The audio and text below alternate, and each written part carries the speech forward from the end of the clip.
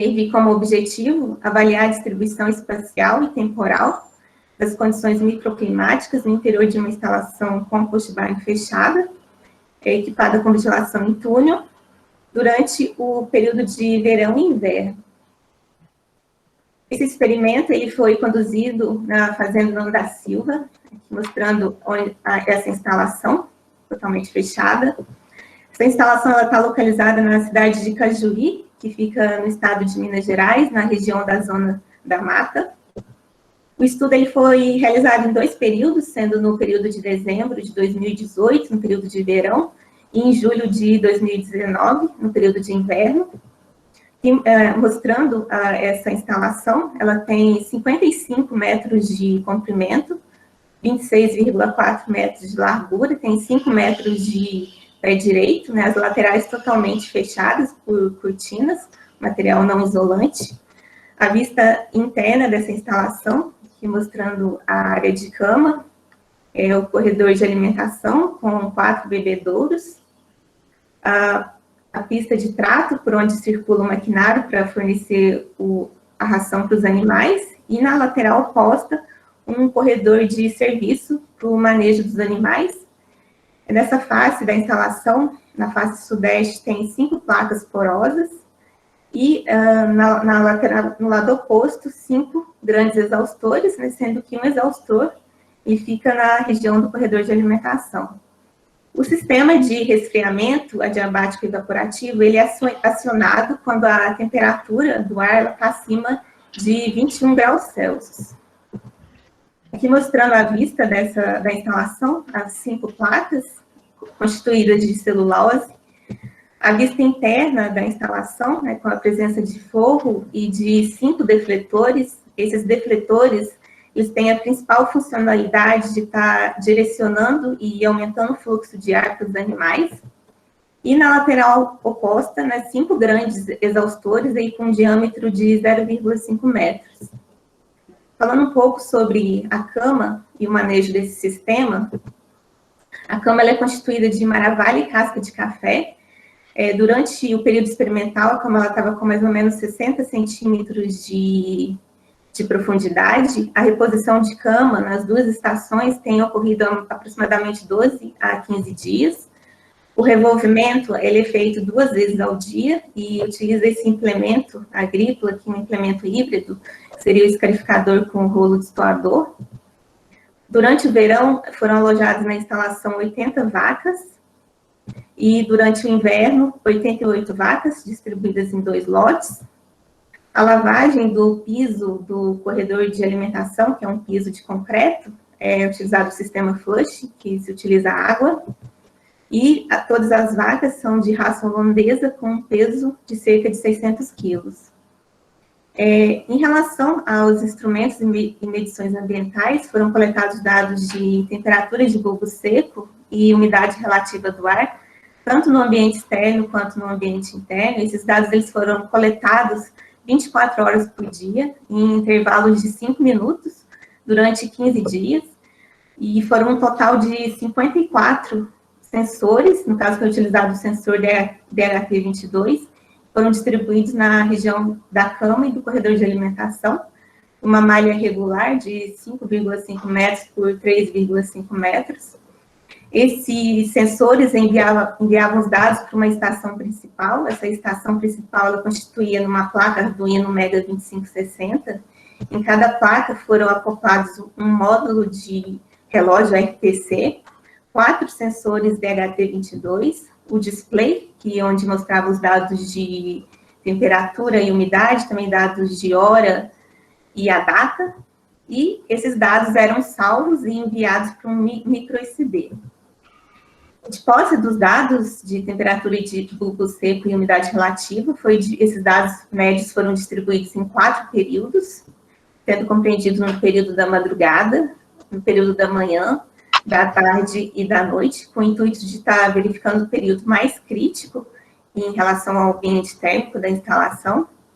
Posteriormente, de posse desses dados, foi calculado o índice de temperatura e umidade e a entalpia específica do ar, e foi utilizado as equações clássicas de ITU e entalpia.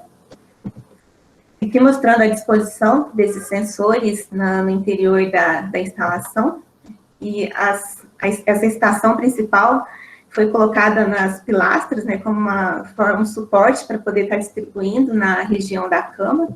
Aqui mostrando o display, né, com os dados de temperatura, que foi no inverno, mostrando a hora, a data. E aqui mais uma foto mostrando a distribuição desses sensores, dos 54 sensores no interior da instalação. Também foi calculada a velocidade do ar. Essa velocidade ela foi calculada em duas alturas, a 1,5 metros de altura, os mesmos pontos em que estavam os sensores do Arduino. Então, a 1,5 metros totalizou 54 pontos. Também foi medida a velocidade do ar a 5 centímetros de altura em relação à cama, totalizando 45 pontos.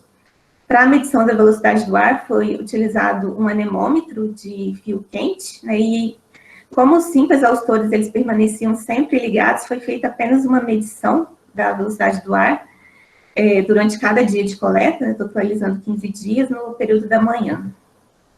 Para análise desses dados, dos dados microclimáticos, foi utilizada a técnica da geoestatística, com o intuito de estar verificando o comportamento espacial das variáveis e também analisando a dependência espacial entre os pontos de coleta. A dependência espacial ela foi analisada usando o ajuste de semivariograma e a interpolação por trigagem ordinária. Para a estimativa do semivariograma foi utilizado o estimador de Métero, conforme a equação 4.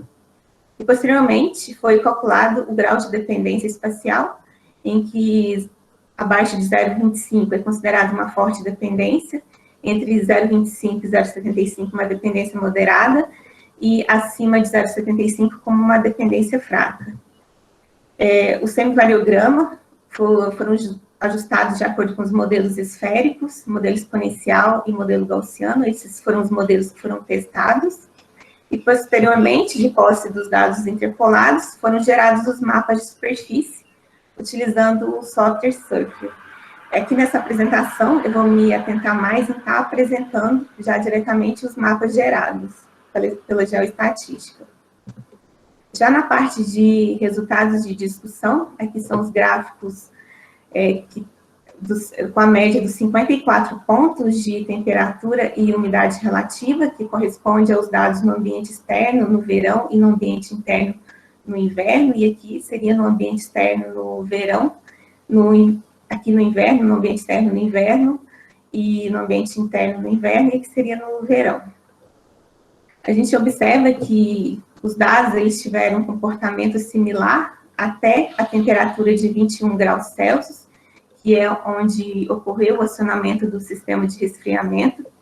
Então, até antes de atingir essa temperatura, a gente pode observar que os valores de temperatura no interior da instalação eles foram levemente superiores aos valores externos. Isso provavelmente ocorreu devido ao calor gerado pelos animais, pela compostagem da cama, pelos equipamentos no interior da instalação. Também já que a instalação ela era de material não isolante, né, e o ambiente externo estava com a temperatura mais elevada. A figura B é mostrando o comportamento da umidade relativa, e aqui o limite máximo recomendado pela literatura, de aproximadamente 80%. A gente observa no período da tarde, quando ocorreu o acionamento do sistema de resfriamento evaporativo, valores elevados de umidade relativa, né, ficando mais alto do que do ambiente externo, e com valores superiores a 70% para as duas estações. Seria um gráfico de ITU, também mostrando os dados médios, né, dos 54 pontos, tanto no período de inverno quanto no período de verão. O limite máximo recomendado pela literatura é que seja de 72 para o ITU. A gente observa que durante o inverno, esses dados eles ficaram abaixo, aqui seria a curva no ambiente interno, ficaram abaixo de 72. Já durante o período de verão, teve um ITU máximo aí de 76, durante o período da tarde, já representando uma condição de estresse para os animais, enquanto no ambiente externo estava com ITU de 80. E já seriam os mapas gerados pela geoestatística. sendo que o A e B corresponde ao período da madrugada, que seria no período da manhã, no período da tarde e da noite, durante o verão e o inverno. A gente observa que não houve uma uniformidade aqui espacial nem temporal para essas variáveis, uma grande variabilidade.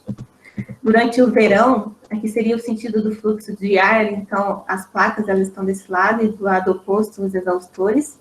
Houve um gradiente da temperatura de bulbo seco ao longo da instalação, no sentido da longitudinal, em que os menores valores de temperatura, né, para todos os períodos, eles ficaram próximos da placa de resfriamento, e no decorrer que essa temperatura, no decorrer que o ar ia percorrendo longitudinalmente, houve um acréscimo da temperatura, e os maiores valores foram encontrados perto dos exaustores. Então, no sentido do ar, a TBS ela apresentou um aumento acentuado aqui no período da tarde, a partir de 20 metros, atingindo valores médios máximos superiores a 27 graus na região próxima dos exaustores. São valores que excederam a temperatura crítica superior aí de 25 graus, recomendada pela literatura. Então, com isso, a gente observa que o sistema de controle climático ele não foi eficiente em estar garantindo a temperatura do ar dentro da faixa de conforto durante o período de elevadas temperaturas, né, durante o período da tarde. Já durante o inverno, a temperatura média máxima observada, que também foi aqui no período da tarde, foi de 22,2 graus, né, no sentido da saída de ar. E a gente também pode observar que em algumas partes próximas do corredor, aqui do portão de entrada, alguns valores superiores de temperatura, que provavelmente ocorreu devido à abertura de portões para o manejo dos animais, ou ainda devido à infiltração de ar. Aqui seriam os dados de umidade relativa, que estão distribuídos da mesma forma que da temperatura de bulbo seco. Nesse caso, a gente observa que para todos os períodos, o máximo de umidade relativa foi encontrado perto das placas de resfriamento evaporativo. No sentido longitudinal, ocorreu um aumento, ocorreu uma diminuição dessa umidade relativa. Então, nas regiões de menores valores de temperatura de bulbo seco, observaram-se os maiores valores de umidade relativa do ar. Os maiores valores, eles estiveram próximos das placas porosas, né, e tiveram um valor superior a 75%. Na face sudeste da instalação, até próximo à parte central, nesse sentido, nos períodos da madrugada, manhã e noite, foram observados valores superiores a 85% durante as duas estações, e a partir desses resultados observou-se valores fora dos limites recomendados pela literatura de 80%. Aqui já seriam os gráficos de ITU. A gente observa que os menores valores de ITU estiveram próximos das placas de resfriamento evaporativo. Como eu disse anteriormente, o ITU de 72, pela literatura, é tido como um valor limiar crítico, acima do qual pode ser provocada uma queda de produtividade. A gente observa que já para o ITU, no período da manhã, no período da tarde e noite, tiveram valores superiores a 72, sendo que na figura tanto o lote 1 quanto o lote 2 estavam em condições de estresse por calor. Já durante o período da manhã, já próximo onde estava o lote 2. O maior valor de ITU foi encontrado durante o período da tarde, próximo aos exaustores, com um valor de 78, e onde foi considerado uma condição de alerta para os produtores. E conforme esperado para a região climática em estudo durante o inverno, o valor de ITU ele ficou dentro do recomendado, em que o máximo valor de ITU foi observado no período da tarde, próximo dos exaustores, aí apresentando um valor de 71. Aqui já seriam os gráficos de entalpia, então a gente observa que também não houve uniformidade na distribuição dessa variável. Comparativamente ao inverno, os maiores valores de entalpia foram encontrados durante o verão. Verificou-se a existência de gradiente ao longo da instalação, sendo que a tendência dos menores valores de entalpia ficar próximo das placas de resfriamento, na face sudeste da instalação. O limite de conforto de entalpia para essa região, que foi calculado, é de 65,8, A gente observa que durante a tarde de verão, na figura E, a entalpia ela apresentou um aumento ao longo dos últimos 35 metros, aí atingindo um valor de 70, próximo aos exaustores. Observou-se um aumento da entalpia pela tarde, seguido de um decréscimo no período da noite. E durante a estação de inverno, todos os dados eles ficaram dentro do recomendado, aí, com um valor máximo de 57, próximo dos exaustores. Em relação à distribuição da velocidade do ar nas duas alturas, sendo que A e B corresponde à velocidade do ar coletada a 1,5 metros, e C e D na altura de 5 centímetros, a gente observa que também não houve uniformidade para essa variável, em que os valores eles variaram de 0,6 a 2 metros por segundo. A velocidade média, ela apresentou uma elevada amplitude, sendo que durante o verão ela variou de 0,6 a 2 metros por segundo, e durante o inverno de 0,8 a 1,6. Já a velocidade a 5 centímetros, ela variou de 1,1 a 1,9 no verão, e de 0,9 a 1,5 no inverno. Essa variação de velocidade do ar, que a gente observa que a velocidade média, ela esteve mais acima da velocidade no nível da cama, provavelmente ocorreu devido à perda de carga que está associada aos animais, aos defletores, e também as características da placa do sistema de resfriamento. A literatura recomenda para o sistema em túnel que a velocidade do ar ela esteja entre 2 a 4 metros por segundo. Então, a gente observa que esse sistema ele apresentou os valores abaixo do recomendado, indicando possivelmente falhas no dimensionamento do sistema de ventilação. Aqui mostrando algumas setas, essas setas mostrando alguns locais em que a velocidade do ar ela estava um pouco mais acima, né, possivelmente devido a infiltrações de ar na instalação, falhas de vedação.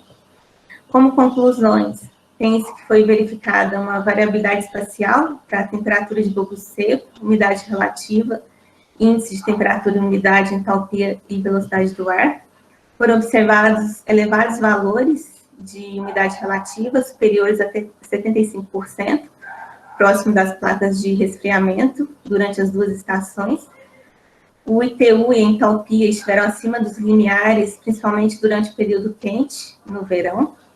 E a distribuição da velocidade do ar ficou sempre abaixo do recomendado, tendo permanecido sempre inferior a 2 metros por segundo, o que indicou uma possibilidade de se promover maior intensificação do sistema de ventilação para obter maior conforto térmico animal durante as condições de calor.